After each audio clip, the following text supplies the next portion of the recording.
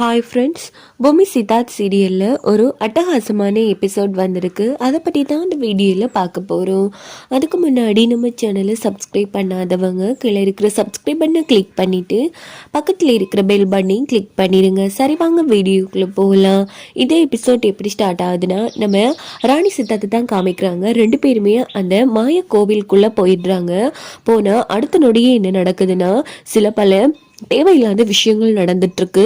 நிறைய பறவைகள்லாம் பயந்துட்டு இருக்கு. அப்போ யாரோ ஒருத்தங்க ரொம்பவே மோசமா கத்தினதும் ராணியை சித்தார்த்து காதம் பொத்திக்கிறாங்க. கொஞ்ச நேரம் கழிச்சு அந்த சத்தம் போயிடுது. பார்த்தா ராணி சித்தார்த் காதுல இருந்து சிகப்பு கலர்ல வந்துட்டு இருக்கு. ராணி ஒன்றும் இல்லைல்ல அப்படின்னது, எனக்கு ஒன்றும் இல்லையா அப்படின்னு சொல்லிட்டு ரெண்டு பேரும் நடக்க ஆரம்பிக்கிறாங்க. இந்த பக்கம் மந்திரவாதியை காமிக்கிறாங்க. அப்ப நம்ம தமனா சாமி இப்போ நேர்ல நடக்கிறத காமிக்க சொன்னா என்ன நீங்க வெறும் காட்டை காமிச்சிட்டு இருக்கீங்க அப்படின்னதும், இரு தமனா, அதான் எனக்கு புரியல அப்படின்னு சொல்லிட்டு அவங்க ஒரு மாயசக்தி மூலமா ஒருத்தங்களை வரவழைக்கிறாங்க. அவங்களும் ரொம்ப மோசமா சிரிச்சுக்கிட்டே, இங்க பாரு, அந்த கோவில் மாயமான கோவில், அந்த கோவில்ல கடவுளோட சக்தியை பழிக்காது. அப்படி இருக்கும்போது நீ மட்டும் எப்படி அங்க நடக்கிறத பாப்ப? அதனால அந்த கோவிலும் தெரியாது, அந்த ராணி சித்தார்த்தும் கண்ணுக்கு தெரிய மாட்டாங்க.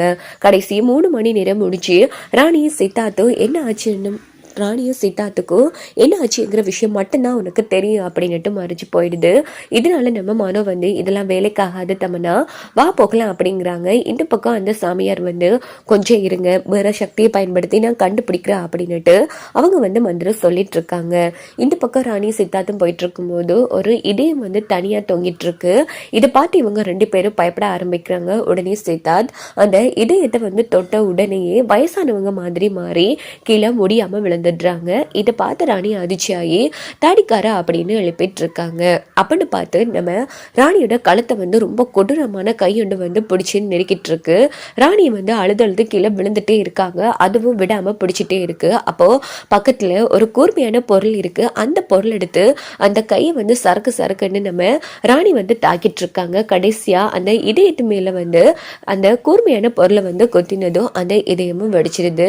இங்க பார்த்தோம்னா நம்ம சித்தார்த் பழைய நிலைமைக்கு வந்துடுறாங்க. ஐயோ, உனக்கும் ஒன்றும் ஆகலைல்ல அப்படின்னு ராணி ரொம்ப பதட்டப்படுறாங்க. இந்த பக்கம் சித்தார்த்து எனக்கு ஒன்றும் ஆகலை அப்படின்னு ஆனாலும் நீ என்ன காப்பாற்ற மாட்டியா, வா போகலாம் அப்படின்னு திரும்பி பார்க்குறாங்க. பார்த்தா ஒரு இடத்துல ரகசிய அறைன்னு எழுதியிருக்கு. ராணி நம்ம தேடி அறாங்க இருக்கு, வா போகலாம் அப்படின்னுட்டு ரெண்டு பேரும் போகிறாங்க. உடனே சித்தார்த் போக முதலே கொஞ்சம் இரு ராணி, யாராச்சும் ரகசிய அறைன்னு பேர் எழுதி வைப்பாங்களா அப்படின்னதும், ஆமாயா, யோசிக்க வேண்டிய விஷயம்தான் அப்படின்னு திரும்புறாங்க. பார்த்தா அங்கே வேற ஒரு அறைக்கு வெளிச்சம் மாதிரி வச்சிருக்காங்க. அந்த வெளிச்சம் தெரியுது. யோ, அதுவா தான் இருக்கு, வா அப்படின்னு சொல்லிட்டு அந்த அறையை திறந்து போறாங்க. ஆனா மறுபடியும் அது இருக்கிற மாதிரி தான் இருக்கு. என்னையா பண்றது, இதுக்கான சரியான சாவி வேணும் ராணி அப்படின்னு சித்தார்த் சொன்னதும் ராணி யோசிச்சு பாக்குறாங்க. அந்த இதயத்துல அந்த கூர்மையான பொருளை வச்ச உடனே ஒரு சாவி விழுந்திருக்கும். அந்த சாவியை ராணி எடுத்து வச்சிருப்பாங்க. ஐயோ, அதை நான் குத்தும் போது ஒரு சாவி விழுந்துச்சியா, அந்த சாவி என் கையில இருக்கு அப்படின்னதும்,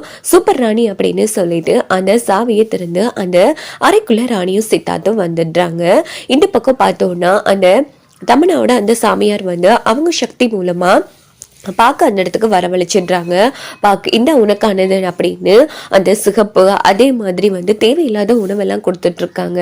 பார்க்க எனக்கு பத்தலை, இன்னும் வேணும், பத்தலை அப்படின்னு போது அங்க அவங்க சக்தி மூலமா 3 பெண்களை வரவழைக்கிறாங்க. 3 பெண்களும் அவங்களே அந்த இடத்துல இல்லாம பண்ணிடுறாங்க. இந்த இவங்களை எடுத்துக்கோ அப்படின்னதும் முழுசா பார்க்க 3 பேரையுமே எடுத்துடுறாங்க. இதை பார்த்து தமனாவுக்கும் மனவுக்கும் குமட்டிட்டு வருது. என்ன தமனா இதெல்லாம் அப்படின்னுட்டு மனம் வாமிட் எடுக்கிறாங்க. இந்த பக்கம் பார்த்தோம்னா நம்ம பார்க்க எனக்கு போதும் அப்படின்னதும், சந்தோஷமா போ, அந்த ராணி உனக்கு இரையாக போறா அப்படின்னதும் பார்க்க சந்தோஷமா கிளம்பிடுறாங்க. இதெல்லாம் பார்த்தா எவ்வளவு பயமா இருக்கு, இன்னைக்கு ராணி சித்தார்த் கதை முடிஞ்சிருச்சு அப்படின்னு தமனா ரொம்ப ஹாப்பியா ஆறாங்க.